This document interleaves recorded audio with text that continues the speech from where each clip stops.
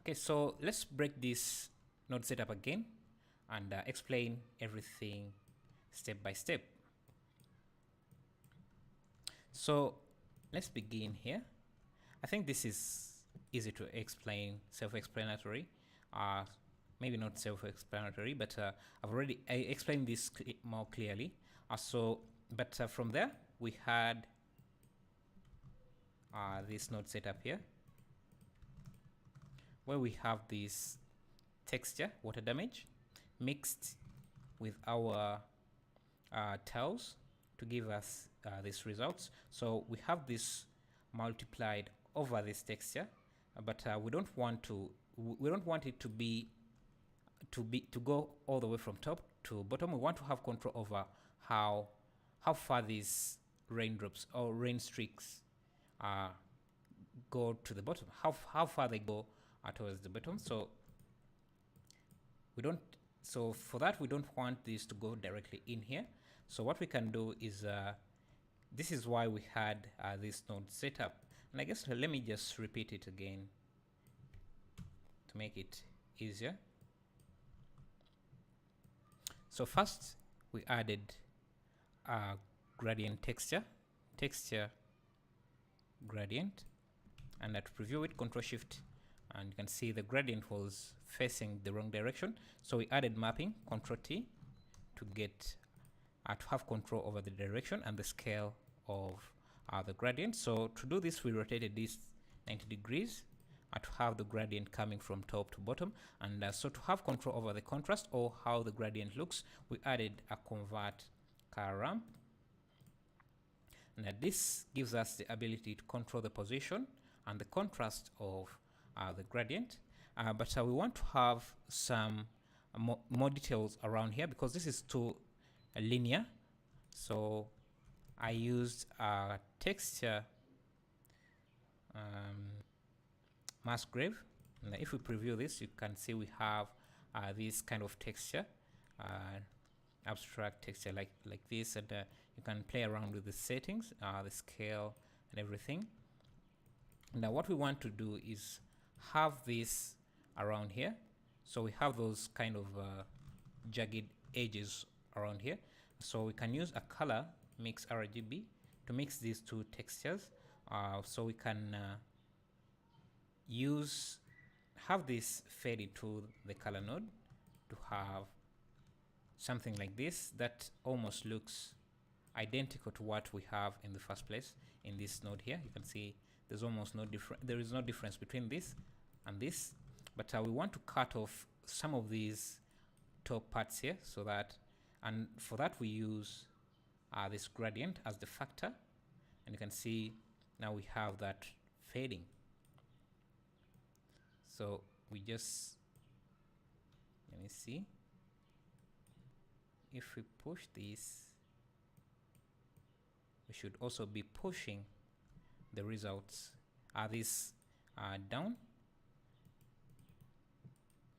But we also want, let me make sure this is recorded. We also want this color to be white, so change this to white, and we would have something like that. Maybe add more contrast there.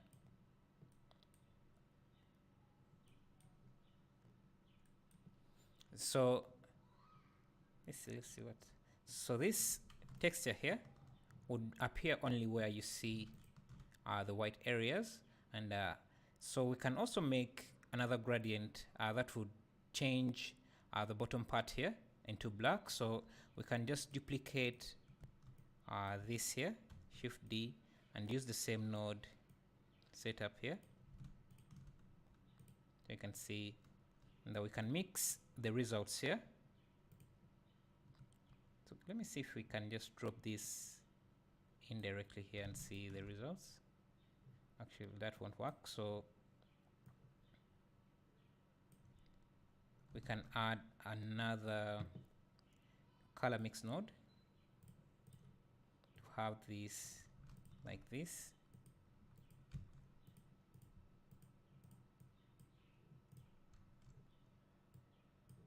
And we can bring this in, connect it to this, and play around with the blending mode and see what would work best. Yes, I think this is what we wanted. So instead of having a linear gradient that is simply a cut of this texture, we want to have that jagged edge, and we can play around with the contrast of this just a bit, so it doesn't we don't see that lines right away. So you can also come in and play with these settings again.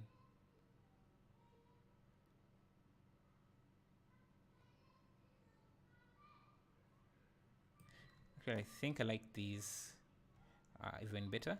You can also make a duplicate of this and maybe reduce the scale down, add another color mix node, and mix this with this so that we have more details. So you can see that we have these small details and we have these large details. I think this can also be even smaller. So let's see.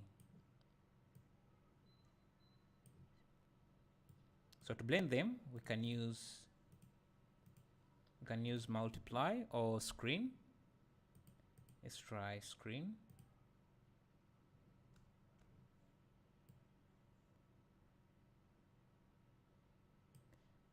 Let's try multiply. I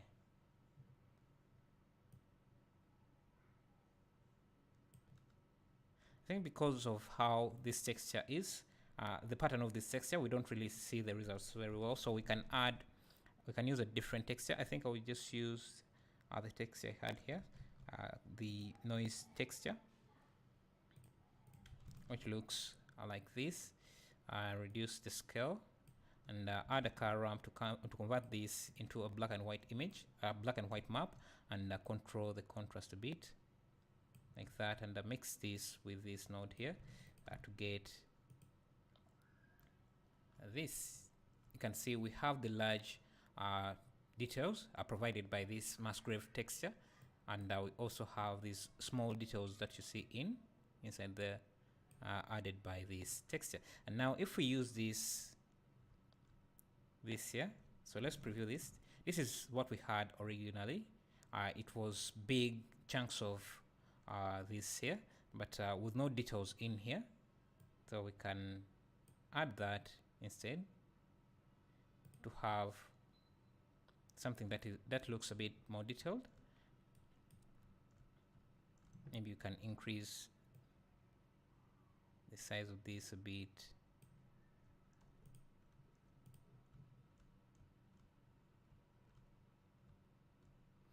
Now this is the final mask we have,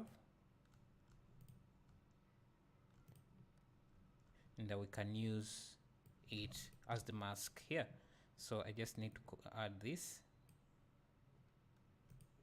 and use this. Before this is fed into this, we need another mix node. So I'll change this to mix. Use this as the mask and bring this in, and let's preview this. Actually, this should be at the bottom here. So you can see how we are cutting off this here. Let me change this back to white.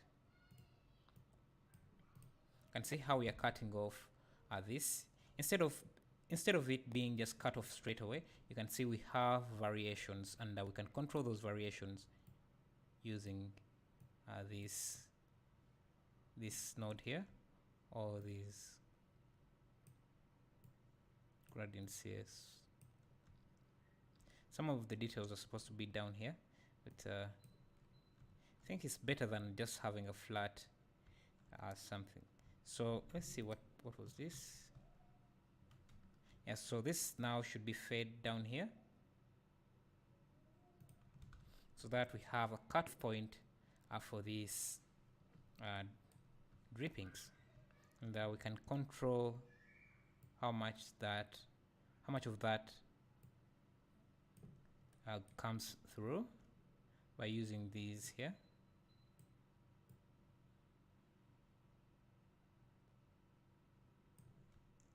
And you can see it's not a straight cutoff. You can see some of these go through up to the bottom, and some in some areas they're cut off up here. So you can also change the scale here to get a different setup. You can see how that looks.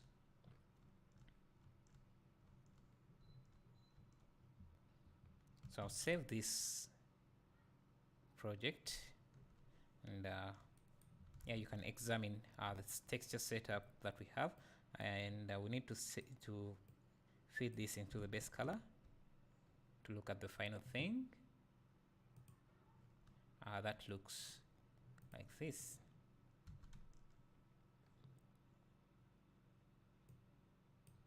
But you can see that our tiles still look a bit too clean for now. So in the next tutorial, we're going to look at how we can make them a bit dirtier than how they look now.